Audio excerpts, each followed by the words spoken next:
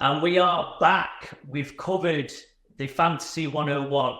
We've covered the top 12 QBs. It's time now for the wide receivers. And before we get into it, please subscribe.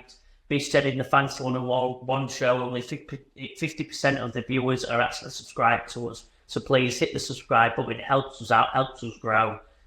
This is my most exciting one. I love talking about the wide receivers. There's obviously loads and loads we can go through. These two lads have got all the options for you. They'll simplify it all out. I think there'll be a wider range of opinions on this than there was the QBs. We'll get stuck in. Tag, I'll give you the honours. The 12th ranked wide receiver for fantasy purposes. Take us through. Yeah, I'm going to open it up with that 12. Someone's going to be very controversial. Some people have a lot higher, but for me, AJ Brown is at 12. I know he's been right up there in recent years. I just think a bit was coming to his game last year, and a bit of stuff was going on behind the scenes. He went really quiet towards the back end of the year. I do think with the loss of Jason Kelsey and some of that Eagles team for some of that offensive line, that leader might help Hurts out running the ball more, because he'll have to run the ball more, might be the more pressure, and he won't have the time potentially to find them bigger downfield players to AJ Brown we've seen in recent times. AJ Brown, if it's the same as the last year or two, is easily a top 10 wide receiver for me. But with a few question marks, and it's just niggling me head and some of the other people who I've got in that top 10, for me it's just pushed AJ Brown down to 12. Controversial start. AJ Brown's been in the top 10 for numerous seasons now. Tag, obviously an outstanding, the number one option on the Philadelphia Eagles. It's a controversial way to get the rankings going. That's what it's about. Well, if you're a viewer and you follow Tag did do the best out of us three last year, so we can't slaughter him too much yet. We'll hope for the end of the season we can get stuck in on that one. But I'll trade you in. And that's the beauty of fantasy football. It's all varying values and how people see each other. So it's good. It's a lot higher on my list, I must admit. I'll get to it. But coming in for me at number 12, and it might be an interesting one for some people, but I've got the resurgence of Cooper Kupp coming in here at number 12. Notoriously, the last few years, he's been an exceptional player. He is getting older a little bit, and the injuries are starting to come a little bit, but I think he's back. He played probably the most of last year. He missed the start of the season, played the rest of the season. I think you could see he wasn't fully fit. He was just doing the job as Puka took over there. But as the main man, Puka's actually picked up a knee injury in pre-season, and we spoke about earlier on earlier shows, a bit of a sophomore slump. We could see that potentially. But Cooper's the number one for me, for Matthew Stafford. He's back, he looks fit, and I think he'll be coming in at 12 there for me. Still a wide receiver one. wow, I like it. Very. And now let's Cooper Kupp higher. Wow. That's fantasy for you. It's fantasy, yeah. Get your comments in nice and early, like controversial topics there. I like it. We are the punt. We go for these ones. Number 11, the definition of steady Eddie. I've got Mike Evans here coming in at number 11. Got his contract done. He stays at the Buccaneers. 100-yard season every single season. Yard season every season. I think he delivers again. A little thing that might hurt him is Chris Godwin is going back to the slot now, and to the slot gets peppered with a lot of targets. I rate Chris Godwin a lot. Baker likes to throw the ball. Mike Evans is, although his age, is still the main man for me. Comes in at number 11. I've not got Mike Evans in my top 12, but he is top of my draft values. If we was going to draft values as a wide receiver, we started last year. I think we went round 4 or 5. I think you got him last year as well. Yeah, I had him as the more underrated, or the guy who let slip the most, and he's so consistent. He still brings it every year, and he's not in my top 12. But as you get into that 3rd, 4th round, Mike Evans on the board, my advice would be take him, because you're going to get a steady 10, 15 points every week out of him. That's what he brings. With to my 11th pick, another controversial one. I'm trying to throw a few spanners in the works. Could be high, could be low before I go to my safety rules normally. I've gone Keenan Allen at 11. And I've gone Keenan Allen. He's had the move to Bears. loved him at the Chargers. I thought last year had a really good year, stayed fit most of the year and just in air. But he's got Caleb Williams there, who could arguably have a season more like CJ Stroud. That potential is there to do that. You saw what CJ Stroud did for like Tag in fantasy was a must get. I think Keenan Allen, the good thing about that as well is I haven't done the depth chart yet, but they'll probably put DJ Moore down as the number one there and that money to keep him happy to get. But if they're double teaming DJ Moore and Keenan Allen's left one-on-one a lot, I've seen a bit in pre-season, you've seen his liking to build that relationship already. For value, added for points, and if he stays fit, Keenan Allen, which I know there'll be a doubt, I just really like him this year at the Bears in offense and with Caleb Williams there, and I think he's going to be open. When we got the injuries last year at the Chargers, Mike Williams and that, Keenan Allen was still getting free, still scoring touchdowns, still scoring points. He's going to have to be as effective, but I would score higher at the Bears. I think controversial take tag again, number 2 in a row. Like I said, DJ Moore's just been given one of the biggest contracts ever for a wide receiver. Yeah. Is it DJ Make-Your-List? No. That's controversial. So I'd say, yeah. That's what I'm about. A bit of controversy. Get you commented on that one. You might see my name initials under the comments under a pseudonym saying, what yeah. We'll see. Yeah, I like Keenan Allen. He doesn't make my list, but he's a player that I really like. He's coming on a bit in age, but as we've seen, he seemed to be that sort of that leader, sort of mentor for Caleb Williams. They seem to have a close relationship. He plays in the slot. I think he'll get plenty of targets. So not quite top 12 for me, but I think he'll be a good asset for the Bears. Me at 10. Yeah. Coming in at number 10, and he was off my list to start with, this guy, I must admit. Oh, wow. I still rate the team or his quarterback. But coming in at number 10 is Devontae Adams. I just think the Raiders, reports out of camp, but Connell is not looking good. It's a fight with Gardner Minshew for the starter. I watched a show on the streaming service. I'm going to name because they're not sponsors. But it's called The Receiver. They followed some wide receivers around Devontae Adams, and he just looks a frustrated figure. I can really see him getting traded at some point this year. If the Raiders start badly, I think he kicks up enough foots to get out of there. And I think that's where his value comes in for me, because I think he'll go to a better team. Yeah. While he's at the Raiders, he'll get peppered left, right and centre with targets, as he did last year.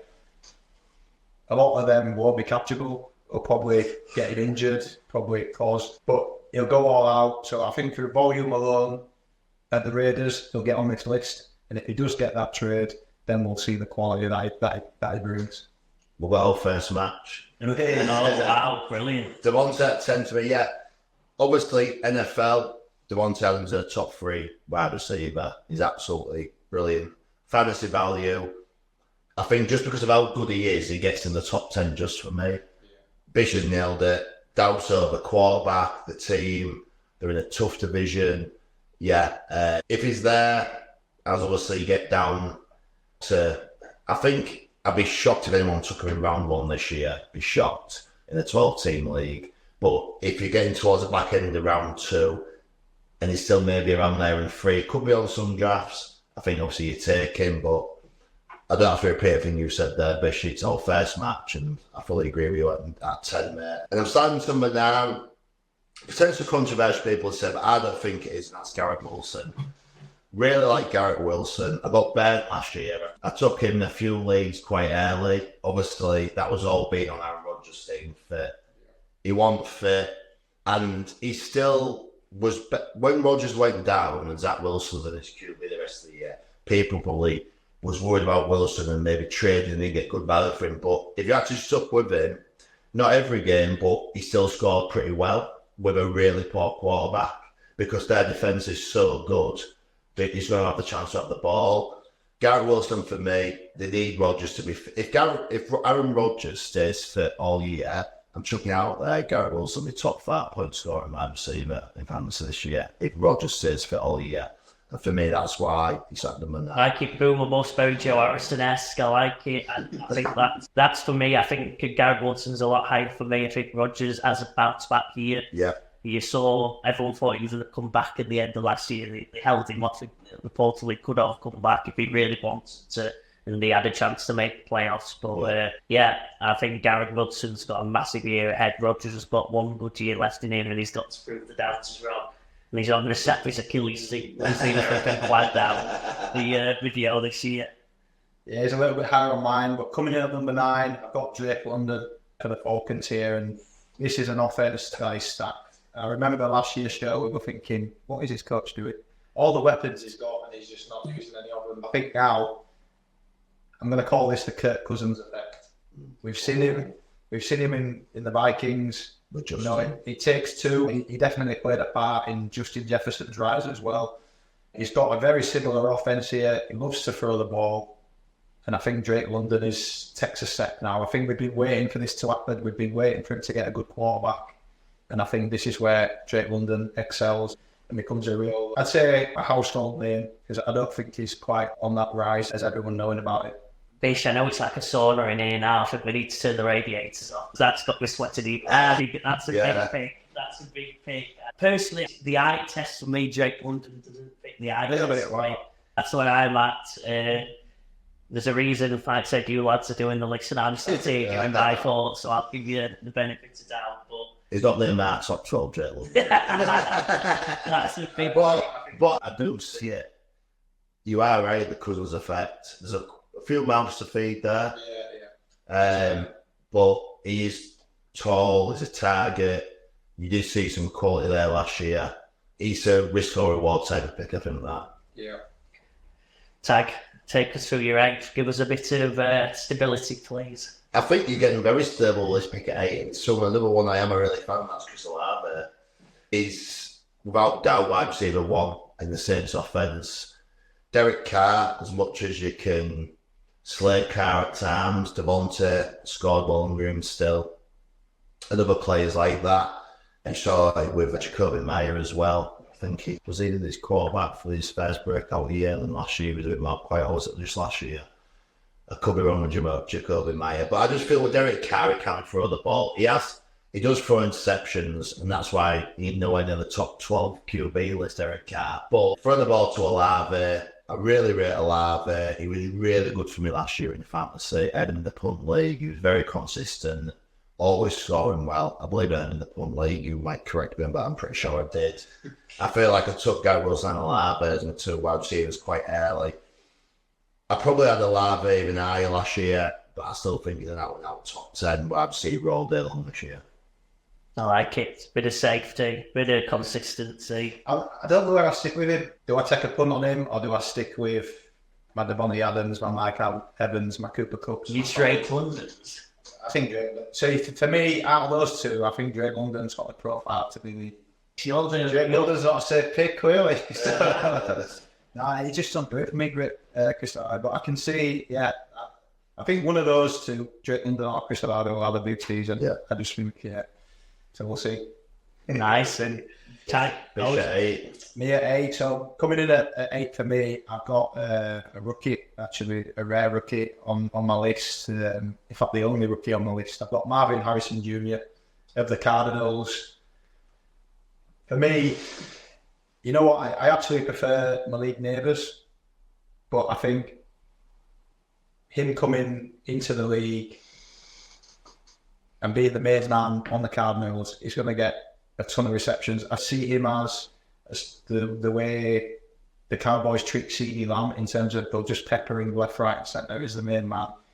He's a big boy, big radius. I think he'll catch everything for the Cardinals. And again, through volume alone, I can see him coming in the league and being a nice wide receiver there. So I've got him in at 8.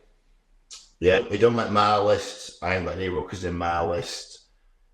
I think if he does what he can do and what he showed in college and Carter stays fit, then there'll be no doubt there'll probably be a top 10 wide receiver. I think he's another one who's a bit of a risk for me on the rookies because of who's throwing him in the question mark about Murray at the minute. It's just not that much. So Yeah, I think that makes sense based on where you had Murray in your QB rankings going back to that show. So yeah, makes sense. No, Cardinals fan. Takes through your number 7 tag.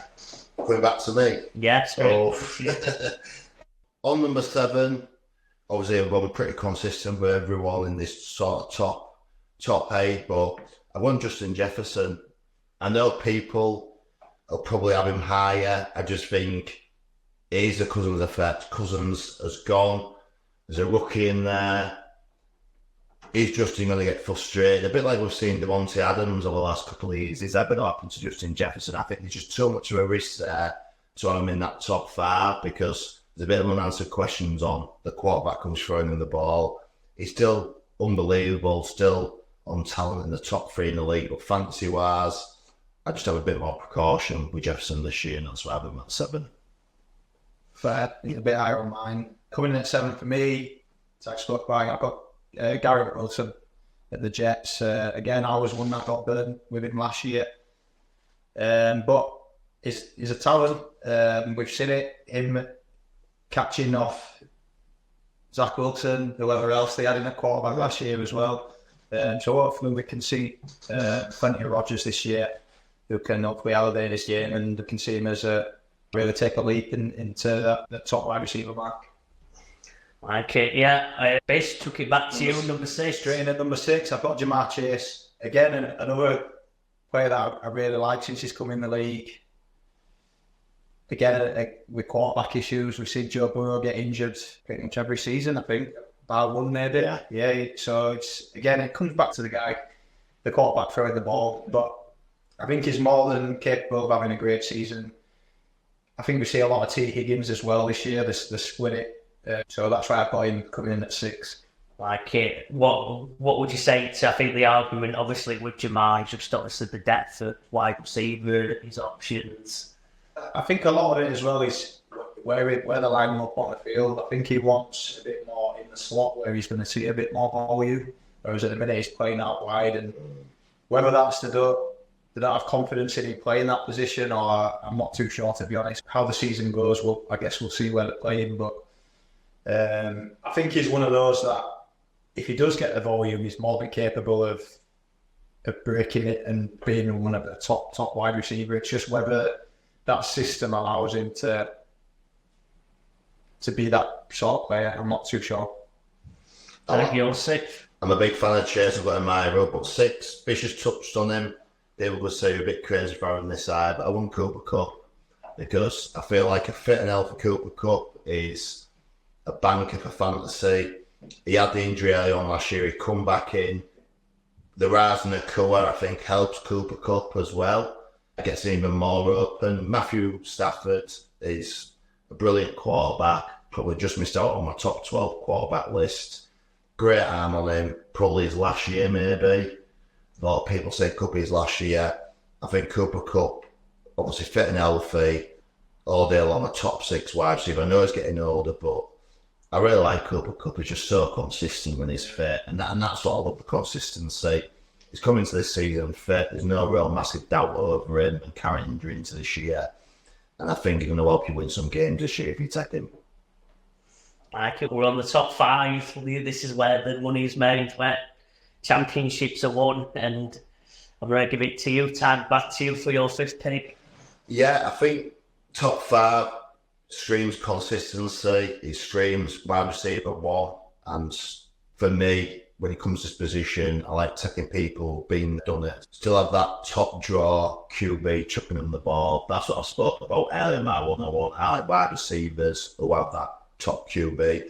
And for me, at 5, I know I'm sort of counterproductive myself here because I have Jared Goff in my top 12, but I put that on Rass because no matter sort of what Goff does or what comes in, Amar St. Brown is fit. He never really ever looked injured to me since he's come into the league. He's got a chip on his shoulder still from when he got drafted low and all. He's got that thing anyway, he can name everyone that went before and the draft that went to, and that's what feeds him every year. And I think St. Brown's a quality wide receiver. Goff does throw the ball, and I think he can't go far on if you take him at 5. I agree. One of my favourite players, obviously, is a Green Bay fan. Yeah, shouldn't be. But Yeah. he's a good lad, and like I said, everything of him just makes you like him as a player and a person, doesn't it? So Yeah, I like the Sun God. He's a bit better. I guess some But coming in at 5, we spoke about him. I've got Justin Jefferson here. Again, he's only at 5 because of the ball back. He'd be a lot higher. I say a lot higher. He'd be a little bit higher if it wasn't. Jay McCarthy, talk is he's looking good, but they're not going to say he's not, is it? No, they're all in on him. You only know till obviously it's week 1 competitive football. But I think he's going to get the volume. I'm not too sure on the defense. Whether that means he might get even more work in terms of them chasing games, having to throw the ball a bit more. But he's a household name now. He's one of the best wide receivers, just been paid. That's why he's at number 5 for me. I like it, yeah. Nice, steady picks. Tag, back to you for the 4th. Yeah, 4. We only just spoke about it. Bish had him a little bit lower, but I've got Jamar Chase at 4. Love Jamar Chase since he's come in the league. Obviously, he's had the odd injury here and there, but he's such a good player. Can't keep him out of the game. And obviously, his best mate, Joe Burrow, who we had at college. I think if them two stay fit together, then you're going to get real good production out of Jamar Chase. And obviously, Bish touched on the rest of them. The top 3, we're getting... number 4. Oh, I missed out 4. You're excited, And this is a controversial one. I've sort of totally different ends of the spectrum here. I've got AJ Brown coming in, and I can just see, I'm going to call it a redemption year, although he didn't really have a bad year. But there was seemed a lot of bickering and a bit of infighting, and maybe they didn't really know what was going on with this sort of the new offensive scheme and what was the sort of direction it was going. But I think he's back to being that alpha. Give him the ball, he makes things happen. And potentially Philadelphia might have to throw the ball a little bit more. We've spoke about it, Jason Kelce, Chase. Maybe Jalen Hurts does a little bit less with his legs, which means he throws the ball a little bit more. I think he's produced before. I think he continues to produce. It's at number 4. Wow. We're in the top 3. Here we go. The big 3. The big 3. I've seen some of you both. I think one's played safe, one's gone a bit riskier. Yeah, no, I think they're pretty similar. People.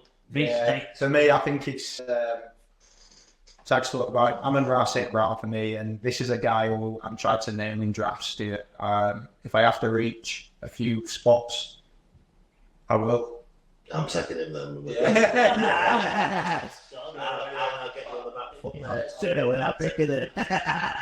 This is my guy. Tag spoke with him. Amon-Ra St. Brown. He carries that chip on his shoulder. I've seen a bit of footage and watched a few stuff, documentaries and stuff of him in the off season, and he trains hard with his dad. Real hard training session. But he actually tied for the second most receptions last year. 119 receptions, 13 touchdowns as well. And if you look at their offense, they don't really have a wide receiver 2 at the minute. No. People have been talking about Jameson Williams for 3 years now, and it's not quite delivered. So I think for me, Jared Goff, Amon-Ra, we know that combination works. It's Laporta, it really. Yeah, Laporta. Yeah. But the way Amon-Ra plays, it's hard to match up one-on-one. You can't really sit a man-on-man defender with him, and if you go in zone, he just finds the pockets. So I don't think you can keep the ball away from him. I really don't. The touchdowns we spoke about before, you can't put any correlation into that year to year, so that might drop a little bit, but I just think receptions, volume is your man. Tag, your top 3. You like this, don't you? So number 3, chucking this out there, Stefon Diggs.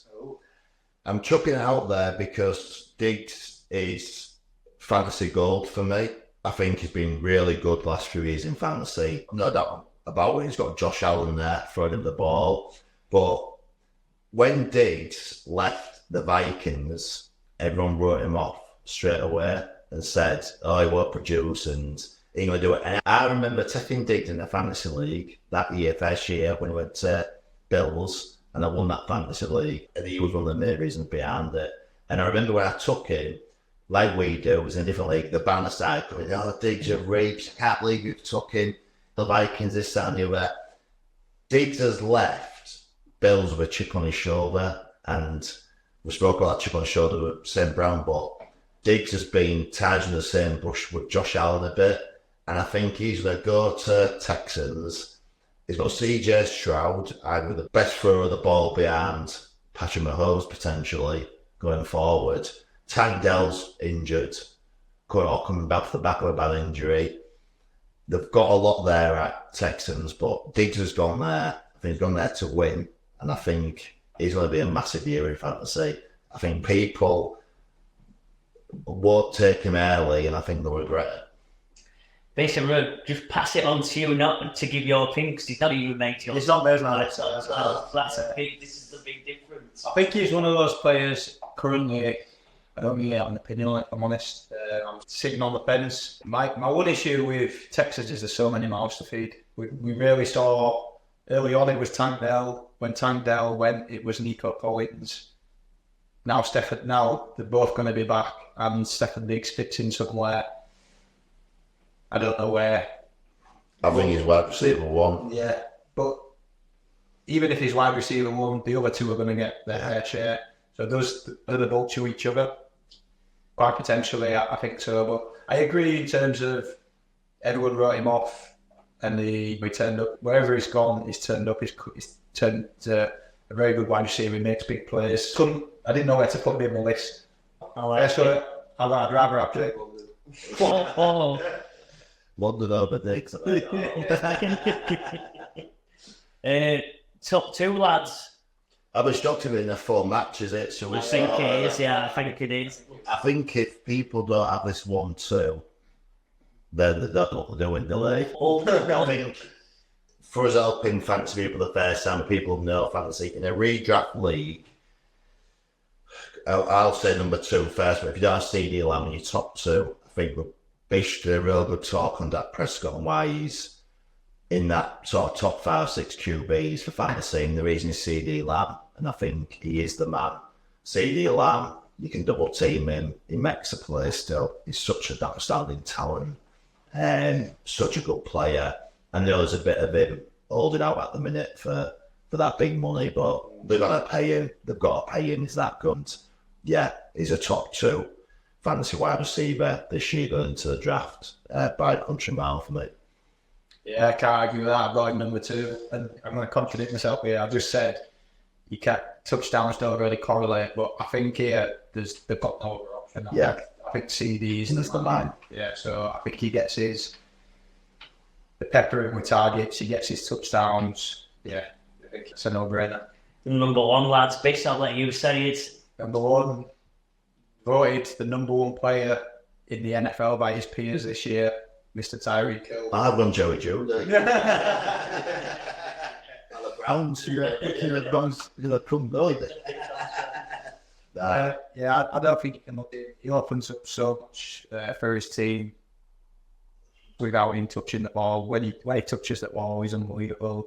He actually picked up an injury last year as well. Maybe missed 1 game, and then was limited in a few others. Otherwise, he would have been far and away the number 1 wide receiver. But CeeDee Lamb's up there as well. But I don't know what else you can say. He's a game wrecker. Give him the ball, he does it all. The one for me is only needs 1 player to have that value of wide receiver because he scores longer touchdowns than anyone else in the league. He always scores a touchdown and he always gets that 1 big long passing play. Yeah. So out of the full game of NFL and fantasy, he has that 60, 70 yard touchdown catch and run. What he does, you're getting 30, 14 points off the 1 player, and that's going to be automatically a top 10, 15 wide receiver that week already. And that's the thing with Tyreek with fantasy. He's literally, you only need 1-2 plays from him, and he's already scoring massive. Whereas these slot wide receivers and some of these other wide receivers who are sharing a lot of mouths, they need to have more volume and they need to have 5 to 10 plays to score big for you. Yeah. Tyreek only needs 1 or 2 and he scores big for you. Yeah, so we'll do it perfectly there for me. I think the one question I'll chuck in to end the show, you do your draft, you get, where you get put into a position. Yeah, number, you get your draft number, your number 1, McCaffrey or Hill. I think because of the niggling injury on CMC, you're probably taking Hill. I'm taking Hill all day. Yeah. Wow, all day. I like it, well. So I think we're both taking a hill.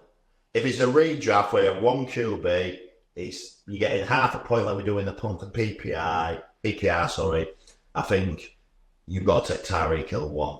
And you're arguably taking CD Lamb 2. Over CMC. Wow. And it's a big call. And I'm taking Diggs. Everything that you need for your wide receivers, when you're 2 or 3 you need to pick from, obviously depending on what you want to do with your flex, with your bench, get them in early. They're becoming more and more important every year with the new rules are relaxing. The toughening of rules on the defensive side of the ball. Wide receivers are just getting better and better. And there's so many and so much depth there. Like we haven't mentioned DK Metcalf and people like that who are going to be consistently good scorers. Brandon, whoever he was, Debo Samuel, a bit up and down, but he can score. So, and if I goes, Debo's laughing in there. So much more production. If I goes, Debo could be massive. That's the scary thing, is that we've missed so many names out of this. But that's fantasy football. Let us know what you think. Subscribe, get stuck in. A few controversial ones, a few safe ones. Let us know your thoughts. Please comment, and we'll see you for the last show, the running back show, later in the week.